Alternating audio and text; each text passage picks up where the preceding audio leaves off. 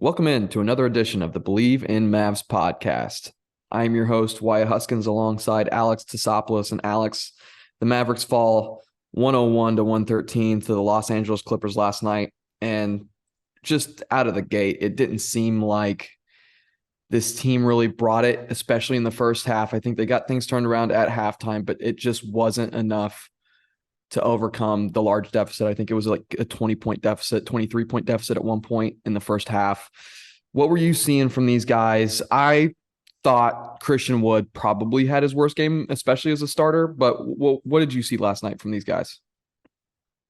Yeah, I mean, it's tough when you're playing a Clippers team who has lost 6 games in a row, but is well coached. Credit to Ty Lue for getting these guys invigorated and ready to play. And Kawhi had his best game of the season so far. Yeah, So he was killer. Yeah, he's killer. And I mean, this when we play them, I just get reminded that they're a really tough matchup for us. They have a lot of guys, and they didn't even have Paul George in this game, right? There are a lot of guys that they can throw at Luka. They're so switchable on defense. Luka did an excellent job in that first quarter of kind of headhunting Zubac, and he got him with 3 fouls in the first quarter, like almost 6-7 minutes into the game. But it didn't actually really matter. I almost would have liked to have seen what would have happened if Zubac had remained on the floor. Because then at least at that point, when you get into the pick and roll switch situation, you feel like Luka can really take advantage of him. Yeah, I mean, it was tough. I don't know. When they've lost 6 games in a row, like they've got their backs up against the wall, they're going to be trying incredibly hard. We still have Dorian out. We still have Josh Green out. Of course, Maxi's out for the rest of the season. And I feel like it's really weighing on us right now. Yeah, absolutely. I totally agree. Super well coached team. I don't think that outside of Kawhi, and it really doesn't even happen with Kawhi that much, but there's no sticky fingers on this Clippers team. They're always passing it, trying to find the open guy, passing around the perimeter. I think that happened all the time last night. It's really a good team. Kawhi, like you said, best game of the season, killing us from the mid range. This dude, I think he was like 5 for 6 at halftime or something like that with 17 points. It was just tough. It was just too much to overcome. We're really, like you said, we're really missing our best defenders, and it showed last night. It's really tough when you also can't rebound the basketball. That is, yeah. I mean, when you put yourself in, they killed us on the offensive glass, especially on the offensive glass. I mean, it was just brutal to watch. I don't know. I don't really know. I know there's a solution out there, right? And obviously health is going to be one of them. But the rebounding, we're 30th in the league in rebounding as of last night. We are dead last in the NBA. That's got to change, right? Is that going to be, do you think, a primary concern at the deadline? Well, I need to do, of course it will be. I need to do some research on, and you let me know if you know, but Dwight left that game early last night. He had a bruised something. It was some like bruise. A hip or something like that. Yes, I think so. Bruised left hip, I want to say. So if he's out for any amount of time, that means you're relying solely on Wood and JaVale McGee. And JaVale only played 3 minutes last night. Right. And we know that depending upon the matchup, like he can never play more than 25 minutes in a game. And we don't want him to play 25 minutes. So they're almost getting their hand forced here and are going to have to make some sort of desperate move to bring in any kind of big. I think like we don't need to talk too much about this game outside of, what we saw. Worth mentioning that I think Mavs Twitter was especially irate last night at the non-Luka players because in the fourth quarter, only Frank hit a shot besides Luka, and Luka was like 5 for 6 from the field. I think he probably had like 7 or 8 free throws as well. He scored 20 points in the fourth quarter, and Frank hit a 3. This game, tail of the tape, it's really easy, right? They shot 17 more shots than we did because they beat us by 12 rebounds on the offensive glass. So there's 12 extra possessions. We didn't even turn the ball over that much. We only had 11 turnovers. Okay, so they had 9 turnovers. So there you go. That's 12 extra possessions plus 2 more from the turnovers. And I thought it was like it was during our runs where Luka got sloppy and had a couple of bad turnovers. He uncharacteristically was leaving his feet without a plan last night, and he kind of got caught. It was like 2 possessions in a row, but they beat us. And now we stay in LA. We play against the Lakers. You don't have to travel, so hopefully that bodes decently for us against the Lakers team who's playing really good basketball right now. And their third best player on this roster has been Thomas Bryant over the last 3 weeks. So we're going to get tested once again from the big position, and Christian Wood, who stepped up in that Christmas Day game against the Lakers, is going to have to do the same once again. But what I want to ask you, the Timmy trade rumors are hot right now. Hot, very hot. And obviously the glaring and obvious swap that's been thrown out many a times is the Caris LeVert for Timmy. Where are you on this one? I go back and forth, right? I think like the last time I was on, right, I said that Tim Hardaway is your key to getting a trade done. I think that's about the only, whether you like him or you hate him because he's so streaky, he is a valuable asset to any team just because when he is hot, he can shoot the rock like just almost like nobody else in the league. Like it's really insane what he does when he's hot. So when I think of Caris LeVert for Tim Hardaway Jr., I have to think, okay, is the inside presence of Caris LeVert able to drive and get his inside shot, get his own shot worth getting rid of 3-point shooting?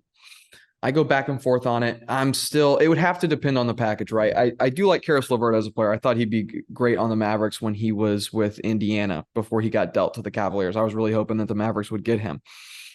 In terms of does he fit this team right now, is he going to bring a more of a defensive presence than Tim Hardaway Jr.? What do you think, Alex? Yes or no? I mean, he's bigger. Bigger? Okay. He's bigger. I think there's a little bit more defensive versatility. Like I think he could guard. But he's going to take those charges. Tim Hardaway brings such a unique value to defense just because of this ability to take the charge. Which is crazy. Part of it, and I saw some stat, and I need to find who tweeted it, but it was games where Tim hits like 3 threes or more, and how many of those games we win, and then games where he hits 3 threes or less, and how many of those games we lose. And guess what? We win a heck of a lot more games when he hits 3 threes or more. Mm-hmm. I've been thinking about this a lot in the context of who is on this Mavs roster. Like Reggie is a spot shooter, right? He's a quote unquote 3-and-D guy. Spencer is an ISO scorer who is shooting really well from 3 this year, who has now been kind of turned into, at least in the starting lineup, a catch and shoot guy when he's out there with Luka. But traditionally, that has not been the type of basketball player that he is. Right. Christian Wood, same thing as Spencer, but I think inherently he's probably, I don't know, he seems like a pretty good 3-and-D guy to the credit of the teams that he used to play for. I didn't used to watch him as much as I probably should have. Yeah, same. All that to say, I really feel like Tim is the only guy, whether he's hot or cold, who confidently shoots spot up threes, catch and shoot threes. And when Reggie's not hitting it, when Spencer's not hitting it, a lot of times they get timid.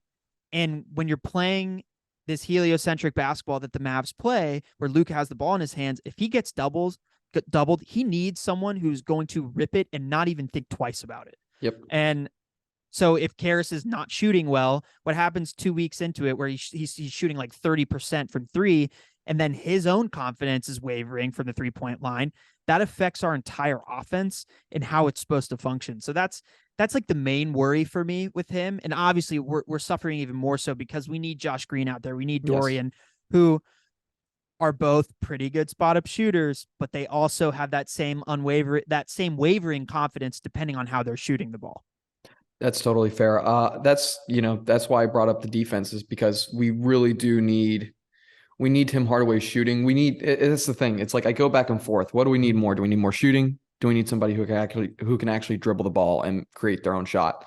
It's really a debate. It's a debate that people smarter than me get paid to figure out. And I have no idea. I go back and forth so much.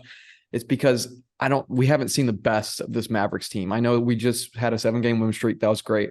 but I don't think we've seen the best that this team can really put out on the floor. And until we see that happen, I don't know if we can really make that determination. And it's just up to these guys if they can show us what they've got in this, less than a month until the trade deadline happens. So it's, I go back and forth, like I said, but you brought up a great point that Tim is just always shooting. He's always confident. And that's what you really want from a basketball player, especially from an NBA player. And I mean, think about the moments our team is going to be put in the positions where, especially during clutch time, that's when Luka is really going to get doubled and they're really going to force the ball out of his hands. I just think about, like, there was a play, I think it was in the third quarter, where Jaden Hardy got on the court and he was in the camera side three, and he was just kind of chilling in that corner, and Luka hit him on like a skip. He like passed like three defenders or something like that, and on Hardy attacked from the baseline, and he fed it to a little dump off pass. It was a really nice pass, actually, to Christian Wood, who got fouled in the paint. We need guys around Luka that are great spot up shooters, that are wanting to fire off those threes and catch and shoot situations, that can hit at a high clip, but also can create when someone closes out too hard. And I think Hardy is a type of guy where I really like. I just worry with Caris LeVert that if he gets slotted into our offense, when he gets the ball on the wing, he's 7 dribbles. Okay, let me create my own shot. And it's not, I want more Nuggets. I want more Spurs. I want more old school Dallas Mavericks, like where we can get to a place where we're playing within the flow of an offense that is powered by Luka, but not defined by Luka. And that's the thing. Is Tim Hardaway a player that can do that? Like, the shooting is great, but can he do that? For what I'm asking for, I don't think he is either. Let's look at other options. And I think we are. I think we're exploring anything and everything. I mean, I saw like Cam Reddish for 2 second-round picks. I'd be interested in that. I'm interested in like a buy low on a guy that's young who everyone deems to have upside.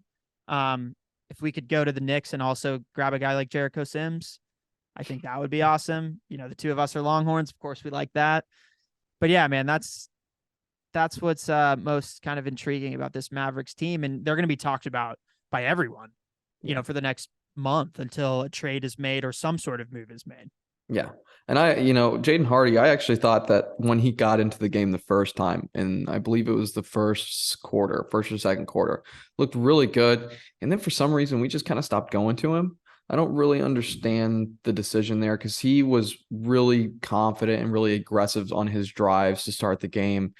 And then we just kind of went away from it. And then he checked out and it was like, oh, okay, there he goes. And it's like, dude, you can't, especially when Luka's off the floor. Like, this took place while Luka was off the floor. Right. If he's not on the floor, like, you gotta figure out a way to get the ball in everybody's hand. Like, it's got to touch everybody before it even comes close to the hoop. Unless you got a wide open shot, then, do with that what you will. But yeah, I really like what I'm seeing from Jaden Hardy lately.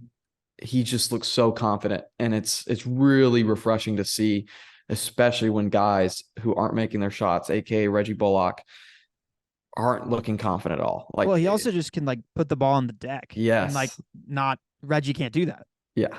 There was a play where Kawhi closed out way too hard on Reggie.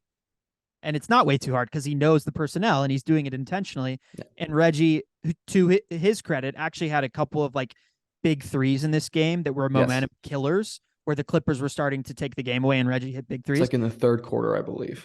Yeah. Yeah. And then he, of course, airballed the 3 in the fourth, missed a couple other ones, and now everyone wants his head. But Kawhi like closed out really hard on him, and Reggie had an opportunity to, if he goes up strong, either get fouled going to the rack or get a layup. And it's just like, it's like his brain tells him not to do it. Like, he freezes up essentially in that moment. There was a great moment in the first quarter where Tim did the exact same thing, and he had an and one layup on John Wall, who had just gotten into the game. It was a nice finish. And that's what I wanted to see from Reggie, but he's not the guy that's going to do that. And we've seen enough of NBA tape on him at this point to know that that's not, around the corner, and like there's something to get to for him. So yeah, that's the conundrum this Mavs team is in. But I hope Dwight is healthy enough to keep playing.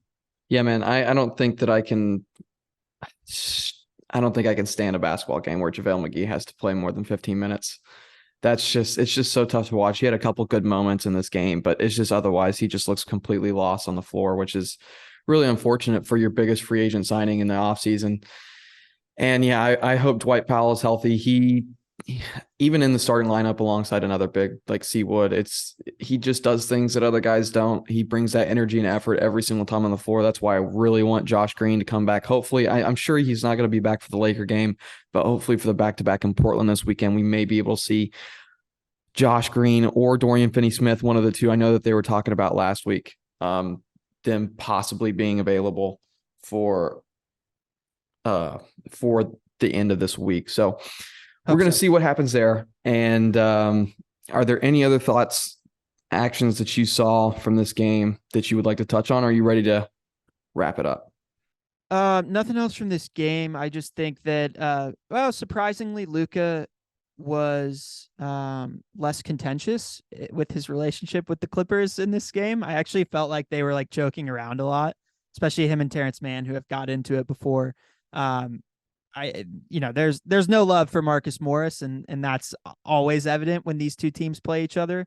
But I don't know, it's just a refreshing change of pace to like not see some massive squabble and it turn into a bunch of technicals for both of these teams. Yeah, when Luka is a mature player, it's much better for everybody on the floor. And I mean, I just mean as like, not yelling at whether it be the refs or Terrence Mann. It's just refreshing sight to see. Yeah, it's a better product too. Yeah. Absolutely. I think I just want to see 2 out of these 3 games, Lakers, Blazers be wins. And I think that's really important. This West is so close from 3 to 10 that we need these wins right now. And again, the Lakers are playing good basketball right now. LeBron has been incredible, but top to bottom, their roster, just like ours, is not that great, especially when Anthony Davis is out. So these are the type of teams where they're like true middle of the pack West teams that we have to take care of. Yeah. We want to drop a game to the Nuggets, to the Grizzlies, fine. But when we play these type of teams, the Suns won last night against the Warriors without like everyone on their team. Who knows? They could get hot when guys get back, when Booker gets back. So I just, I want to take care of business. And this Blazers team is ailing right now. So even if we lose this Thursday game against the Lakers, I'd love for us 2 out of 3. That's what I'm asking for. Yeah, absolutely. I think that, we had our last couple losses before this Clippers game. We had the benefit of the other teams in the West that are trying to catch up to us also losing. And last night was not one of those nights. So you got to take care of business against teams that you got to take care of business against, even though it's probably going to be 3 close games. I imagine that it's going to be 3 close games. So it should be fun to watch. Even if you are in Texas in Central Time, you got to stay up and watch the games because they are on the West Coast. But it should be 3 good games coming up. And that'll do it for this edition of the Believe in Mavs podcast. Be sure and like, subscribe wherever you get your podcasts. Until next time, peace. Peace.